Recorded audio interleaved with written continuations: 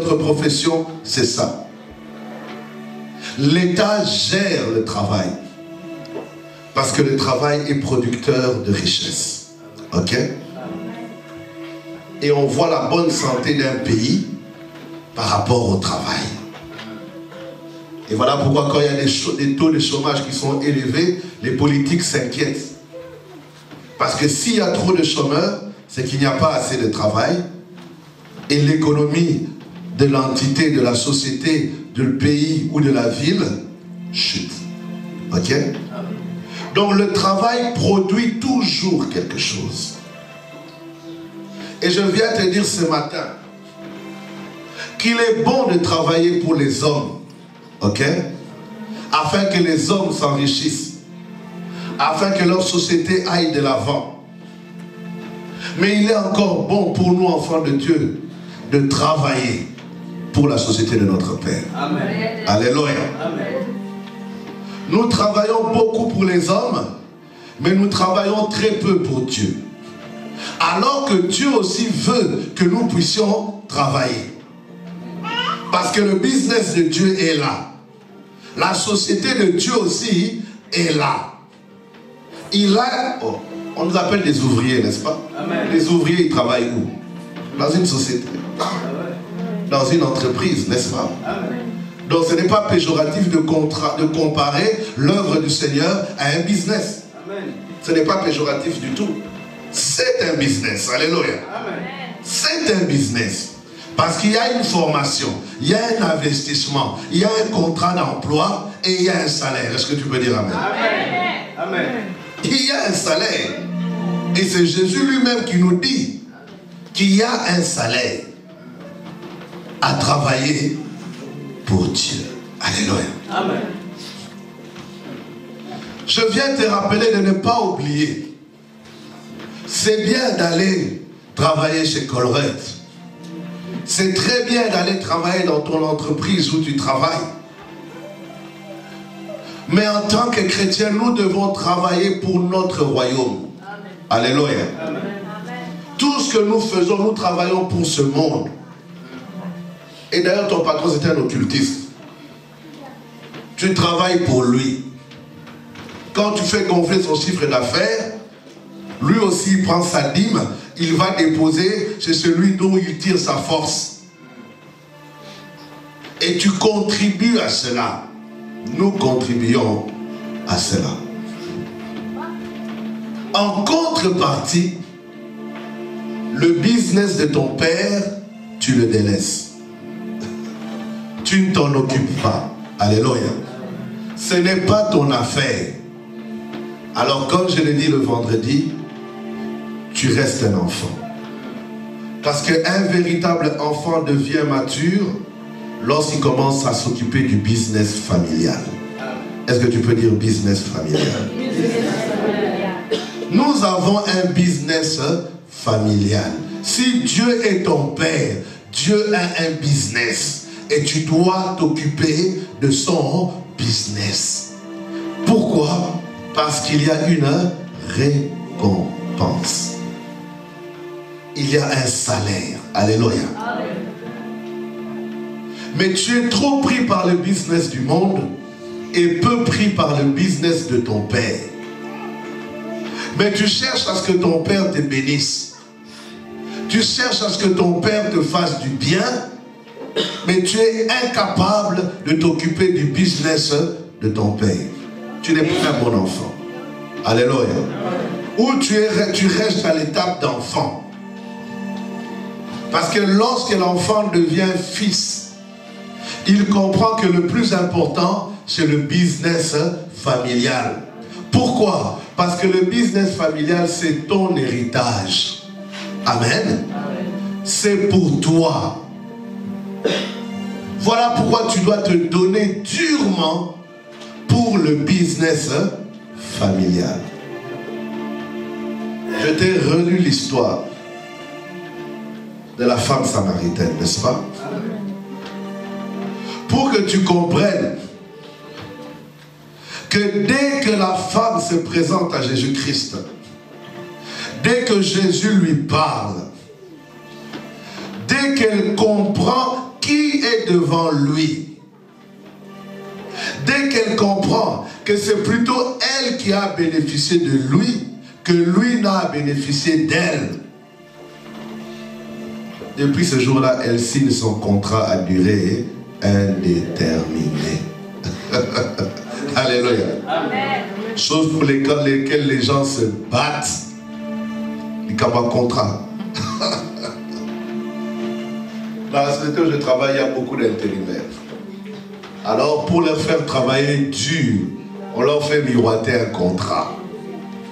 Si tu travailles bien, tu auras un contrat. Et je vois les gens travailler, faire des doubles shifts, travailler le soir, parce qu'on lui promet un contrat. Nous qui avons déjà le contrat, il ne peut même pas oser venir me demander, est-ce que tu peux faire des heures supplémentaires? Jamais de la vie. Parce que les gens veulent le contrat. Et depuis ce jour-là, cette femme a signé un contrat avec Jésus-Christ. Où elle est entrée. Jésus devient son Père, Dieu devient son Père. La première chose qu'elle fait, c'est aller s'occuper du business familial. Alléluia. Elle a cru, elle est allée annoncer. Elle est retournée dans la ville d'où elle était. Cette ville où tout le monde savait que c'était une prostituée. Alléluia. Où tout le monde savait qu'elle vivait avec un mari qui n'est pas le sien. C'est-à-dire Mobali Abatou. Elle vivait avec lui. Mais elle n'a plus honte de tout cela. Je ne sais pas qu'est-ce qu'il en est advenu de ce mari-là. Mais elle est partie. Et elle a commencé à s'occuper du business de son père. Alléluia. Amen.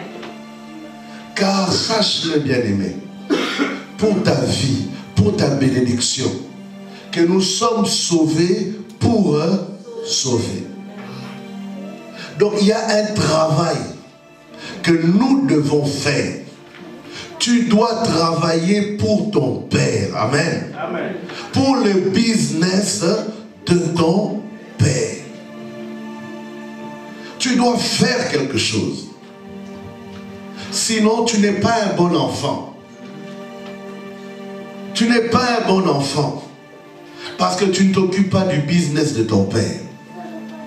Or, ton Père aime son business. Si tu manges, si tu bois, si on t'habille, c'est à cause du business de ton Père.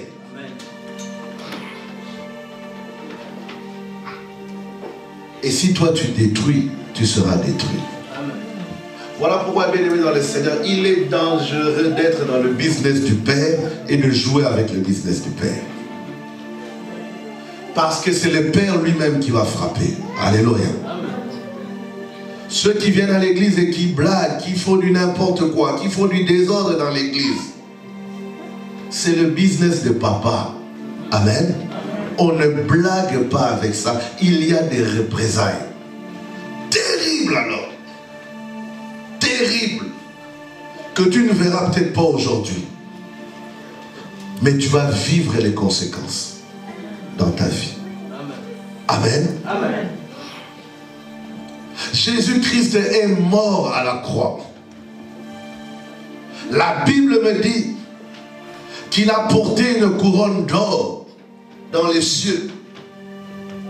Mais il a accepté de porter une couronne d'épines. Le sang a coulé. Alléluia. Quelqu'un est mort pour ce business. Alléluia. Il est mort pour ce business. Il a accepté maintes souffrances. On s'est moqué de lui comme nous avons lu ce matin. Cloué à la croix. Père, Père, pourquoi m'as-tu abandonné? Tout ça à cause du business. Alléluia. À cause du business. Tout ce qu'il a enduré, c'est à cause du business. Il a fait pour toi, il a fait pour moi. Amen. Amen. Dieu connaît le prix des âmes. Parce que le prix, lui, il a payé pour ça. Chaque âme a une importance auprès de notre Dieu. Parce qu'il a payé le prix pour cela. Alléluia. Et il faut que nous, enfants, si nous sommes réellement des enfants de Dieu, nous devons nous occuper de son business. Tu dois penser son business. Tu dois réfléchir. Ton cerveau doit tourner par rapport à son business. Alléluia. Cette position d'égoïsme ne te réussira pas. Tu ne gagneras rien. Mais lorsque tu pourras t'occuper du business de ton Père, c'est là où il y a une récompense, n'est-ce pas? Amen. Jésus-Christ a rencontré cette femme. Jésus-Christ lui a parlé. La femme est allée annoncer. Alléluia. La Bible me dit qu'il y a des gens qui ont entendu. Des gens de cette ville-là ont entendu. Et ils sont venus vers Jésus. Ok? Maintenant, je te pose une question. Tu crois que Jésus ne pouvait pas parler directement à ces gens-là? Amen. Crois-tu que Jésus ne peut pas parler directement, toucher le cœur de ces personnes-là? Mais ce n'est pas comme ça que notre Dieu fonctionne. Il a touché une personne. Il a rencontré une personne. Et c'est à cette personne-là maintenant d'aller